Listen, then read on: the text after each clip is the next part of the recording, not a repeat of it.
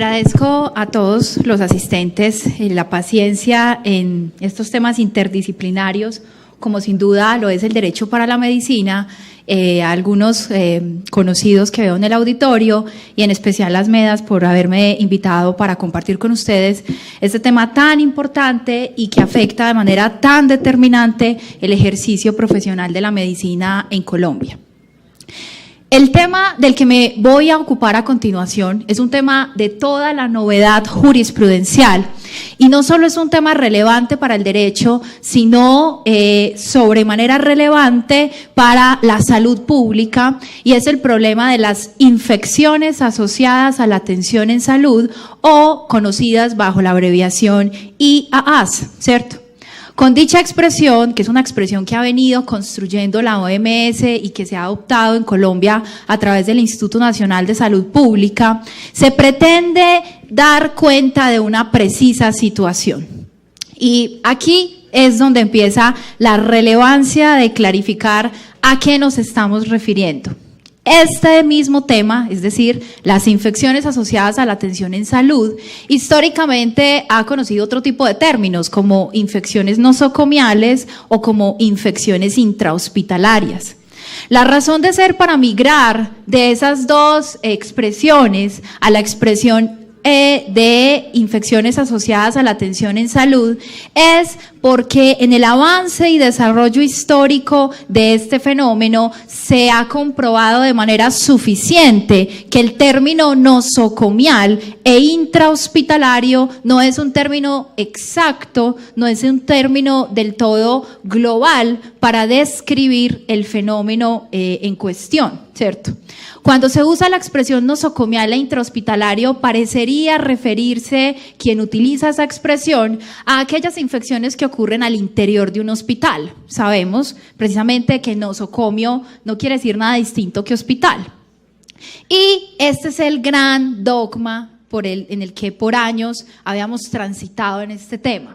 Lo que sucede hoy es que está en virtud precisamente de los criterios hospitalarios en el mundo, en los cuales se migra a entornos extramurales para prestar servicios. Se tiene plenamente considerado que una infección, para ser tal, no necesariamente ocurre al interior de las instalaciones de una clínica o de un hospital, sino que cuando hacemos alusión a infecciones asociadas a la atención en salud, sin duda nos estamos refiriendo a cualquier germen que genere un proceso infeccioso y que ese proceso infeccioso ocurra de una manera sobreagregada respecto a la prestación de un servicio de salud. Eso puede ocurrir o no al interior de un hospital.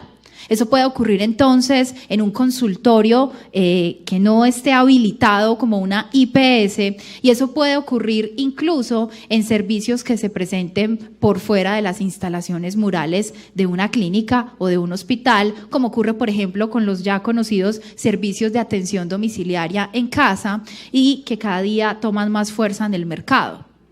Los criterios, además de contratación de los aseguradores que hoy migran a las figuras de hospitalización en casa, no son entonces fenómenos o atenciones en salud ajenas a este problema, precisamente para incluir en esta categoría a las atenciones que se presentan al interior de un hospital y por fuera de él, pero siendo al fin y al cabo ambas prestaciones de servicios de salud, es que abandonamos entonces esa clasificación de infecciones nosocomiales, de infecciones intrahospitalarias, como lo hizo la OMS, y hoy tenemos absolutamente claro que esos términos son imprecisos y migramos a un término más amplio, un término más comprensivo, que es el de las infecciones asociadas a la atención en salud, como mundialmente hoy se nomina. Este tema es bastante importante porque no es una crítica, no es una oda al sufrimiento, ni más faltaba, pero lo cierto es que ha faltado protesta, ha faltado rasgarse las vestiduras en el sector médico frente a lo que hoy está pasando en Colombia desde el punto de vista judicial con estas infecciones asociadas a la atención en salud, ¿cierto? Cuando ocurren temas no tan escandalosos como este, pues convocamos marchas, hacemos críticas académicas en este tipo de eventos, pero llama la atención que los epidemiólogos nunca, ¿cierto?, escribieron en nuestra famosa revista sobre esta sentencia. Nunca les pareció relevante exigirle explicaciones a los jueces de por qué las infecciones asociadas a la atención en salud generarían las consecuencias patrimoniales graves que me voy a referir a continuación. Hoy, quien ejerce la medicina, desde cualquier punto de vista, debe conocer el riesgo que está enfrentando por la tendencia judicial que empezamos a vivir en Colombia hace más o menos 9 años atrás.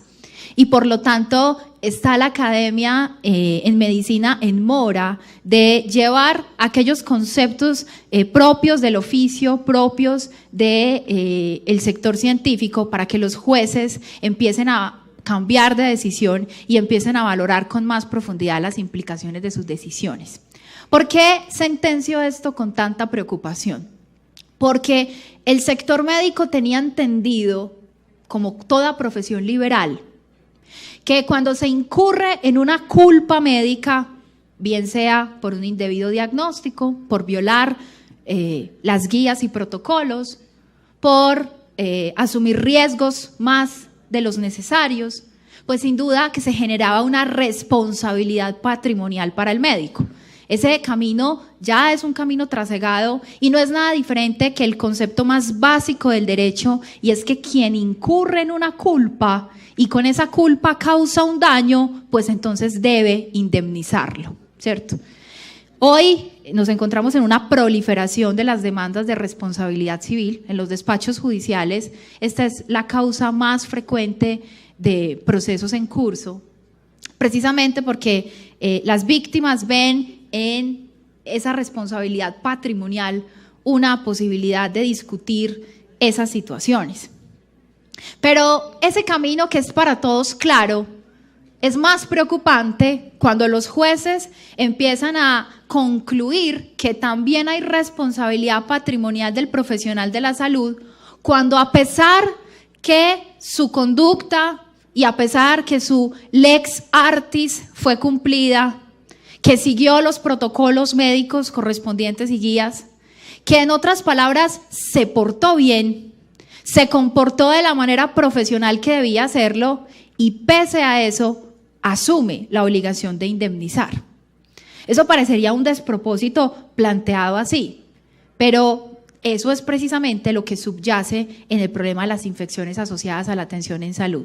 Porque la jurisprudencia empieza a analizar esos casos en que el paciente llega con una patología, esa patología es tratada adecuadamente, el paciente que llega con una apendicitis es diagnosticado, es operado oportunamente, pero sin discusión sobre la pertinencia de ese procedimiento y siendo adecuado, sucede que el paciente adquiere de manera sobreagregada una infección. Entonces, esa infección que adquiere en el hospital durante su proceso de recuperación termina por generarle un proceso infeccioso. Además, piensen que estuviéramos frente a un paciente con condiciones de desnutrición aguda, con colonización bacteriana previa, caso en el cual es un paciente que por sus condiciones de base además será más proclive a este tipo de situaciones. Y el paciente termina sufriendo una complicación, y esa complicación le causa un sobrecosto de atención en una UCI, en algunos casos la muerte. Entonces el profesional de la salud, el sector de la salud, para ser más amplios, porque hablaré entonces de aseguradores, de prestadores y de profesionales como actores del sistema de la seguridad social, terminan asumiendo la consecuencia patrimonial de esa complicación. Entonces ya no solo se responde por cumplir con las leyes de la profesión, con las guías y protocolos que orientan el ejercicio de la medicina, sino que además se responde por complicaciones que pueden suceder durante la prestación, que es precisamente el asunto de las infecciones. Entonces, casos paradigmáticos, un caso bien particular para la medicina forense que ocurre en Colombia por allá en los años 89, un caso bien particular. En esa época, donde los injertos valvulares tenían un origen en los cerdos, ¿cierto? Entonces, en esa época, caso documentado en la revista de medicina de la Facultad de la Universidad de Antioquia, en ese caso se hace un injerto valvular por una situación cardíaca que presentaba un paciente de muy corta edad, 22, 23 años. Y un mes y medio después de la cirugía, por eso requiere más ambientación, el paciente no podía caminar, era un joven de 20 y algo años, no podía caminar, podía correr, tenía complicaciones que amenazaban de manera permanente su vida, y la medicina sale a ofrecer una solución y, de acuerdo a los estudios que se tenían en ese momento, no había, digamos, estudios recientes que indicaran riesgos altos de infección en este tipo de injertos, especialmente por su origen. Y pues el paciente se somete a la intervención, exitosamente termina la intervención quirúrgica y se ofrece una alternativa de vida para este joven. Puede volver a caminar, puede volver a tener vida digna. Y un mes y medio después, sin que hubiera signos alarmantes, fallece. Empieza todo el estudio post-mortem, empiezan los análisis forenses y le corresponde a César Augusto Giraldo, nuestro querido profesor Giraldo, empezar a hacer el análisis forense, y en ese entonces era un estudiante, ya se imaginarán lo antiguo del caso, ¿cierto? Y en ese análisis post-mortem, reitero, se encuentra que había una endocarditis asociada por hongos, asociada a la muerte. Esa fue la real causa. Cuando se inician los estudios, entonces empieza a asociarse esa infección a punciones o al uso de agujas que no están en condiciones de asepsia adecuadas.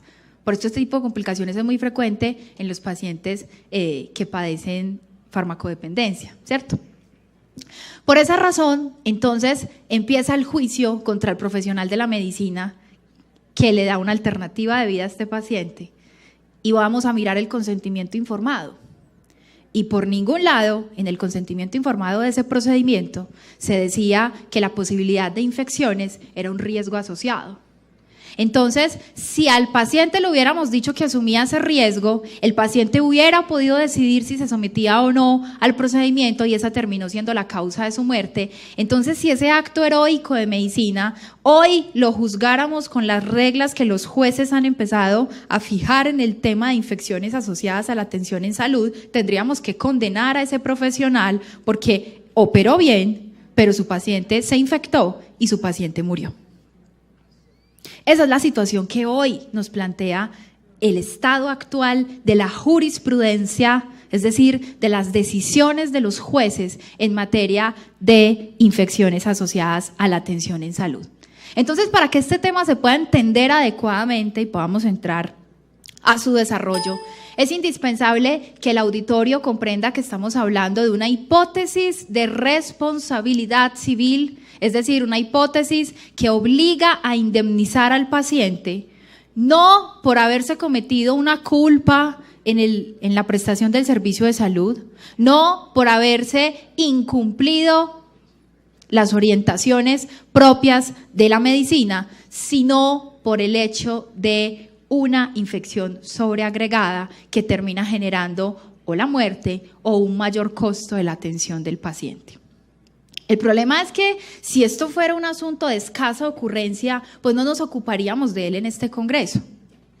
El problema verdadero y lo que nos plantea una crisis, y de ahí la necesidad de una reacción académica por parte de este tipo de espacios, es que ha dicho la OMS que hay más muertes en el mundo por infecciones asociadas a la atención en salud que muertes por accidentes de tránsito, VIH, SIDA e influenza sumados.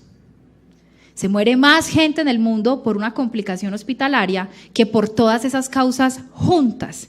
Y ustedes saben que la mayor causa de mortalidad es precisamente los accidentes de tránsito. Y las infecciones asociadas a la atención en salud superan esas estadísticas. No en vano, a la OMS le ha parecido que esto es un problema de salud pública mundial. Incluso hace poco no, en abril, había un día dedicado a la prevención de infecciones asociadas a la atención en salud, porque la OMS está dedicada a hacer campañas de este tipo. Y precisamente esto no es un problema en Colombia, ya lo he dicho, es un problema de salud pública mundial. Esto está pasando en Europa, está pasando en el sistema de salud norteamericano con unas cifras alarmantes, y es un tema estudiado en la salud pública norteamericana como la causa más frecuente de sobrecostos en salud. Bajo ese contexto, esto es bastante preocupante y precisamente empieza el derecho como un orden de regulación de daños a entrar en esta figura. ¿Qué hace la responsabilidad civil? ¿Qué hace el derecho? Termina atribuyendo a una persona las consecuencias de un evento. Entonces, si hay un terremoto, se lo atribuye a una fuerza mayor o a un caso fortuito. Si hay un médico que incurrió en una culpa, por su culpa se lo atribuye. Y la pregunta que le hacemos al derecho es, en este caso de las infecciones asociadas, ¿a quién le va a atribuir ese riesgo? ¿Al paciente? ¿Al Estado? ¿A la solidaridad social?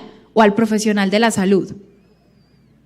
Francia, en el año 2002, alarmado el país por el problema de la salud pública, por infecciones asociadas a la atención en salud, toma una decisión legal. Es decir, esto se discute en el cuerpo legislativo francés y de la mano con una negociación con las compañías de seguro, con una modificación a la ley de seguridad social, es un problema que terminó decidiéndose por vía de los fondos de solidaridad social, bastante distintos al funcionamiento en nuestro entorno. Y ese fondo de solidaridad social indemniza a esos pacientes. Claro, el fondo en Francia de esta decisión es que las compañías de seguro se obligan a prestar a las IPS amparos expresos para este tipo de infecciones y por eso es la compañía de seguro automáticamente quien asume esa indemnización. Entonces, esta decisión en Francia se toma, reitero, como una decisión de solidaridad social. Entonces, a la pregunta, ¿quién asume el riesgo de la complicación? El derecho francés dice todos, por vía de la solidaridad social. Y para eso crea toda una infraestructura de seguros, crea toda una infraestructura y, como dato curioso, sanciona a las compañías de seguro que no concilien estas materias por los criterios que establece la ley francesa, para de esa manera evitar que esto se lleve a conflicto y que las compañías de seguro, práctica común, dejen de provisionar esas contingencias y empiecen a solucionar el problema de salud pública. ¿Qué hace que en Francia se tome una decisión legal? 2 jóvenes, accidente de tránsito, ambos necesitan una cirugía de alcance mayor en ortopedia y los 2 adquieren una infección. Bastante agresivas son las infecciones en fracturas abiertas, además, y de esa complejidad. Uno entra a un hospital público y el otro en la cuadra de atrás a una clínica privada en Francia. Ambos fallecen. Uno fallece y el otro queda parapléjico. El que fallece presenta su demanda y los jueces dicen que las instituciones cumplieron con todos los criterios, la presenta ante la justicia civil y a la clínica le dicen, la clínica cumplió que tenía sus condiciones de asepsia, que se cumplió por el profesional de la salud con los criterios, en consecuencia no hay una prueba de culpa y absuelve, y este paciente y su familia no recibe indemnización. El del otro caso, ¿cierto? El del hospital, los jueces terminan diciendo, no, aquí el Estado es el que debe asumir ese riesgo y concede la indemnización. Entonces, cuando se empieza a ver en el derecho francés ese absurdo, es decir, quien queda con un perjuicio que es soportar durante toda su vida la inactividad no va a tener indemnización, porque los jueces civiles dicen que no, pero el mismo caso los jueces del Estado o los jueces contenciosos, los jueces del hospital, terminan diciendo que sí hay indemnización. Entonces, ¿qué hace el derecho francés? Unifica la solución y lo hace mediante ley. ¿A través de qué? De los fondos de solidaridad social. Eso pasó en Francia en el año 2002. Nuestra jurisprudencia, que es reiterativa en trasladar figuras de otros sistemas jurídicos al nuestro, en un ejercicio de copiar, a veces pegar sin mucha conciencia, termina acogiendo la decisión del fallo y diciendo que en Colombia las infecciones asociadas a la atención en salud generan una responsabilidad objetiva. ¿Qué quiere decir eso? Que basta con que el paciente pruebe que adquirió una infección durante su estancia hospitalaria para que no se exonere de responsabilidad a el demandado, es decir, a la IPS, al profesional, y que solo la fuerza mayor o caso fortuito, es decir, solo un hecho externo exonera a la entidad de salud. En consecuencia, no le vale a esa entidad demandada probar que se comportó adecuadamente. No le produce ningún efecto alegar diligencia. De nada le sirven los comités donde ordenaban instalar nuevos antibacteriales, nuevos lavamanos en toda la institución. De nada vale la inversión que se hizo en medidas de higiene. De nada vale el seminario donde estuvo la planta de profesionales de la salud y donde se hablaba de prevención.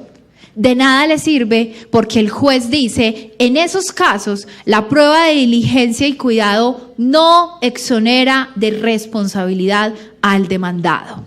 Y siendo eso así, salvo que el paciente sea el que tenga la culpa, de nada servirá la diligencia de ese profesional. Desde ese punto de vista, el problema es más grave aún cuando miramos las pólizas de seguro del sector y encontramos que la exclusión más frecuente que las compañías de seguro pactan en sus pólizas es las reclamaciones o daños que ocurran como consecuencia de infecciones asociadas a la atención en salud. Si el seguro no está asumiendo por vía del contrato de seguro de responsabilidad civil ese daño, ¿quién entonces lo termina asumiendo? La respuesta en coro debe ser nosotros, los profesionales de la salud. Porque ese seguro que tiene la IPS no va a poder trasladarle ese daño a la compañía, sino que ha de salir de su patrimonio para indemnizar a la víctima. Entonces esta sentencia sí que es escandalosa. Esta sentencia sí que le hace daño a la economía del sector de la salud. Y se explica por trasladar un diseño legal en Francia a las condenas de responsabilidad civil a través de los funcionarios judiciales. Si esta es una decisión legislativa, ya la discutiremos. Pero si es el juez el que termina atribuyéndole este daño al demandado, tenemos un problema de fondo, y es que hoy las decisiones de los jueces son obligatorias y por ende a casos similares, decisiones similares. Y a quien le corresponde en casos futuros asimilar o enfrentar un proceso de este tipo, pues va a asumir el riesgo que se le aplique esa misma jurisprudencia que lleva sosteniendo el Consejo de Estado desde hace 9 años.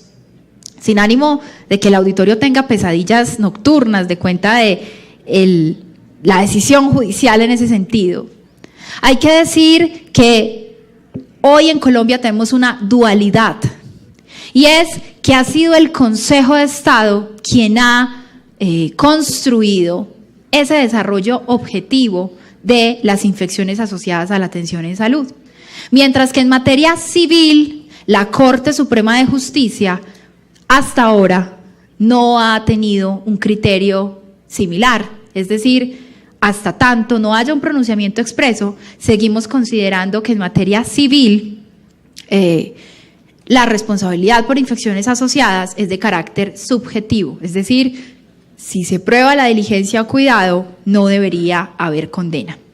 Bajo este panorama real y crudo, el balance es el siguiente: quien trabaja en un hospital y el hospital resulta demandado por una infección asociada en la atención en salud, ya sabe a qué atenerse. Y quien trabaja en una clínica donde le pueda suceder lo mismo, por lo menos tendrá la posibilidad de alegar diligencia y cuidado.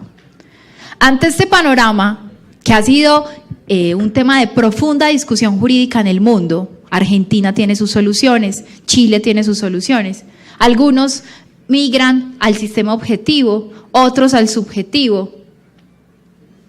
Ante este panorama, importancia para los profesionales de la salud de esta charla total, porque entonces notas en la historia clínica que den cuenta de haber tomado medidas de asepsia, medidas de higiene, medidas de lavado de manos, ya se vuelven en una prueba importante, por lo menos en aquella jurisdicción en la que esa prueba exonere responsabilidad, como es la justicia civil.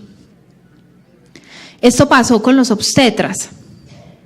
Cuando la obstetricia abrió los ojos, el Consejo de Estado había dicho que no había nada más fácil que un parto.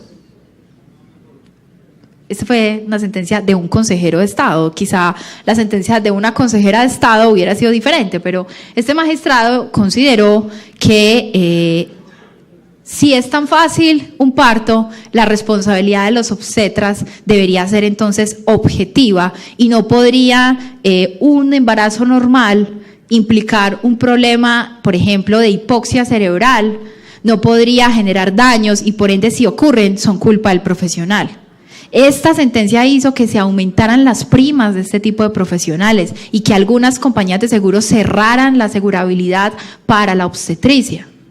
Cuando esto pasa, ni la epidemiología ni nuestras revistas de academia en medicina han alzado la voz para decir por qué ese riesgo en Colombia se le traslada al profesional de la salud. De manera que, además de dejar el auditorio francamente preocupado, propiciar pesadillas nocturnas con fallos del Consejo de Estado en ese sentido, una de las finalidades de esta charla es que se discuta esa responsabilidad y que desde estos escenarios podamos plantear que ese asunto requiere de una mayor reflexión y que requiere considerar una discusión en torno a quién debe asumir esos costos. Muchas gracias.